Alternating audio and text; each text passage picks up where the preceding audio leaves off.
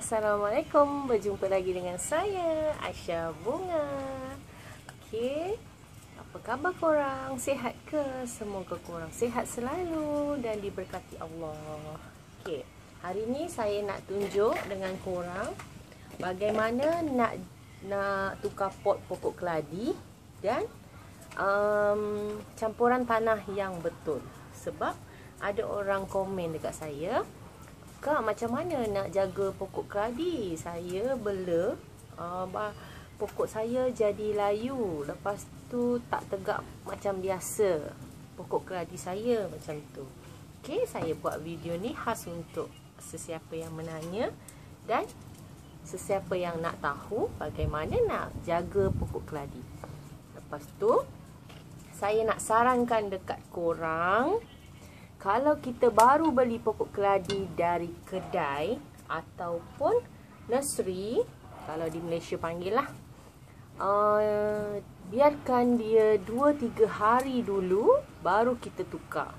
Sebabnya kalau kita baru je beli terus kita nak tukar pot, takut kita punya pokok jadi layu. Sebab masa kita beli tu, kita dah goncang-goncang lah dia lah. Dalam kereta pun dia dah macam terkejut lah. Nanti kita terus tukar pot, dia terkejut. Lepas tu saya nak ajar korang, yang penting pemilihan pot. Kalau kita nak tukar ke pot, jangan pot yang terlampau besar. Kita kena tengok dulu dia punya ubinya besar mana. Kalau ubinya besar dan akarnya banyak, kita boleh tukar pot yang sedang. Jangan terus tukar pot yang besar. Bila kita terus tukar pot yang besar, dia akan terkejut. Lepas tu tanah lebih banyak dari akar. Bila tanah lebih banyak dari akar, bila kita siram, dia akan bertakung air banyak di dalam pot kita. Kalau boleh, kita jangan terus tukar pasu ke pot yang besar. Kalau macam saya suka pot sedang. Kalau dia dah banyak akar, dah merimbun, baru saya tukar ke pot yang besar sikit dari dia. Kalau macam dia dah besar lagi, baru kita tukar ke pot yang besar. Macam tu cara-cara kalau kita nak tukar pot kita nak tukar pokok kita ke pot yang baru. Dekat situ pun kita dah kena penting cari. Kita penting cari pemilihan pot yang betul. Kita tak boleh tukar terus ke pot yang besar. Macam tu saya selalu cakap dalam video saya. Kalau kita nak tukar pot, kena ikut turutan. Contoh, kecil, sedang, lepas tu baru yang besar lagi. Kalau dia dah okey, dia dah stabil dan dia dah mesra dengan kita punya tanah, baru kita tukar ke pot yang besar lagi. Okey, itu cerita pasal pot tadi. Okey, lepas tu kita nak campuran tanah yang betul. Kalau keladi, kita kena banyakkan sekam padi. Okey, sekam padi macam ni, sekam padi kering. Kalau saya lebih suka guna sekam padi kering daripada sekam padi basah. Sekam padi bakar. Sebab sekam padi bakar dia sama macam tanah. Dia boleh melembabkan pokok kita. Lepas tu sabut kelapa dan tanah. Okey, kalau keladi ni kita kena banyak guna sekam padi. Sebab apa? Lepas tu kita jangan tukar tanah tu, jangan semuanya tanah. Kalau semuanya tanah, macam untuk keladi ni, dia nanti mudah busuk kalau kita terus tanah banyak. Okey, kalau boleh kita campuran tanah. Contoh, sekam padi 2 pot, sekam padi 1 pot, tanah separuh, sabut kelapa separuh. Macam tu. Kalau korang tak pandai agak. Okay, kalau macam saya dah pandai agak, saya just agak aja saya dah tahu. Sebab sekam padi kena banyak daripada tanah. Okey, kita mulakan. Lepas tu kalau kita campuran tanah, kita punya pokok tu sentiasa segar. Lepas tu kita tak perlu baja banyak-banyak. Sebab apa? Tak perlu baja banyak-banyak. Sebab sekam padi ni dengan sabut kelapa tu dah jadi baja untuk keladi kita. Okey. Kalau pokok keladi ni memang kena banyak sekam padi. Biar dia bila kita siram, biar dia air tu terus je keluar. Dia tak banyak dan terapung di dalam pasu kita. Sebab apa? Bila keladi, kita tanam keladi, dia punya tanah tu tak terus keluar. Dia punya air tu bila kita siram tak terus keluar, dia akan busukkan buah keladi yang di dalam pot kita. Okey. Lepas tu ada setengah orang pakai daun bambu. Daun bambu tu macam sejenis daun apa kalau orang Malaysia panggil, kalau orang Indonesia panggil daun bambu, kalau Malaysia panggil buluh. Buluh pun elok. Daun buluh tu ya. Daun buluh tu pun elok, campur dengan sekam padi pun bagus. Tapi kalau Malaysia ni susah sikit kita nak jumpa daun bambu tu. Okay, daun bambu yang dah kering lah, dia dah siap proses dah. Kita campur tu dengan sekam padi bagus. Kalau keladi ni memang kena banyak sekam padi. Korang kena tahu juga bagaimana kita nak jaga pokok keladi biar subur, biar dia tak layu, tak mati. Lepas tu pokok keladi ni memang dia akan, kalau pokok yang jenis kecil-kecil tu, dia memang akan mati. Bila dah mati, korang jangan buang. Sebab di dalam pasu tu ada biji keladi. Bila ada biji keladi, korang letak dia dekat tempat redup, atas bawah pokok-pokok yang lain. Korang biar dia, tak perlu siram.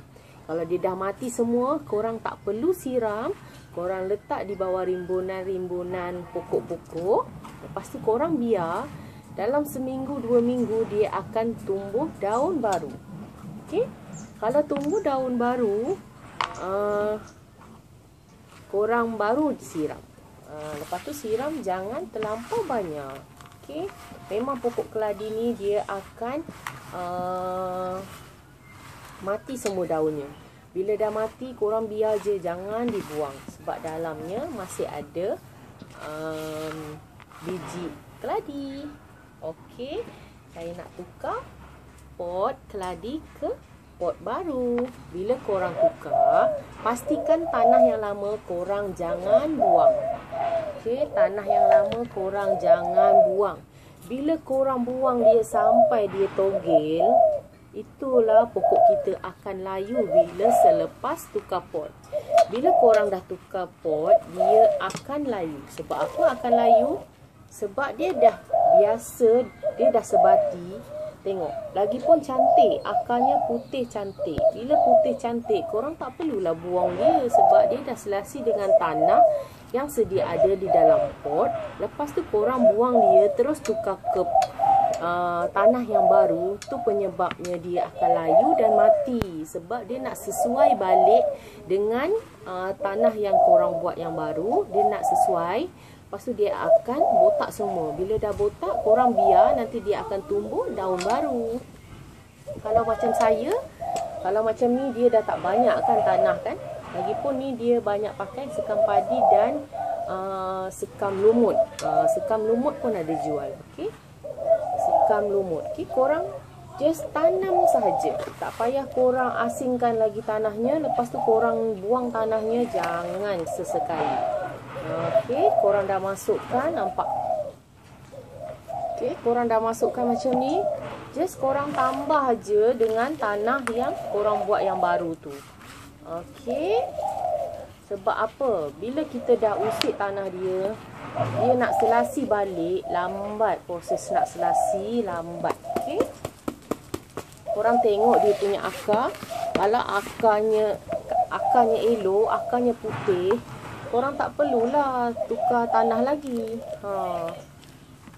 Korang just boleh korang nak tukar pot, tapi korang biarkan tanah yang dalam pot tu. Lepas tu just korang tukar sahaja. Okey, korang tukar sahaja. Tak perlu korang buang tanah yang sedia ada tu. Okey. Kalau korang tak faham, sila komen di bawah tu. Okey. Jangan lupa like, komen dan subscribe Aisyah Bunga. Kalau korang nak tahu lebih lanjut macam mana saya penjagaan bunga, macam mana nak pilih tanah yang sesuai, pasu yang sesuai. Okey. Okey, pertama sekali pemilihan pot. Pemilihan pot tu jangan terlampau besar. Kalau korang first nak tukar tanah dan tukar pasu, kadang kita beli tu pasu tak cantik kan, kita nak tukar ke pasu yang cantik. Biar dia 2-3 hari baru korang tukar pot. Lepas tu pot jangan terlampau besar dari yang sedia ada korang beli. Okey. Bila dah besar sikit, baru korang tukar ke pot yang baru. Bila dah besar, baru tukar ke pot yang lebih besar. Macam tu cara kalau nak bela pokok keladi. Pokok keladi ni tak perlu pasu besar-besar. Bila pasu besar dari pokok dia, akar dia akan cepat busuk. Bila akar dah cepat busuk, senanglah daun tu layu dan mati. Alhamdulillah lah, pokok keladi saya semua hidup subur. Tengok, hidup subur sebab saya tak guna pot yang besar. Kalau macam ni dah besar sikit, dah rimbun, baru saya tukar besar sikit je dari pokok yang sedia ada. Okey. Banyak jenis saya pokok keladi, tapi alhamdulillah lah tak pernah mati sejak saya beli. Sebab media tanah yang betul, pemilihan pot yang betul, penyiraman yang betul. Pokok keladi ni kalau kita dah guna sekam padi dan sabut kelapa, orang tak perlu siram banyak kali. Elok 1 hari sekali di waktu pagi sahaja. Lepas tu jangan sesekali siram di waktu malam. Bila korang siram di waktu malam, air yang di dalam pot tu lama dia duduk dalam pot. Sebab korang tak campuran tanah yang betul. Kalau korang pakai tanah saja, air tu susah nak keluar dari pot. Dia jadi bertakung dalam pot. Bila dah bertakung, nanti korang akan busuk akar. Bila dah busuk akar, daun-daun akan layu mati. Okey, macam ni nampak dah tumbuh anak baru. Okey. Ni alhamdulillah lah semua dah hidup subur. Macam ni nampak. Ini pun saya baru tukar pot sebab dia dah makin gemuk, dah makin rimbun. Saya tukar pot besar sikit sahaja. Tak perlu pot yang besar-besar.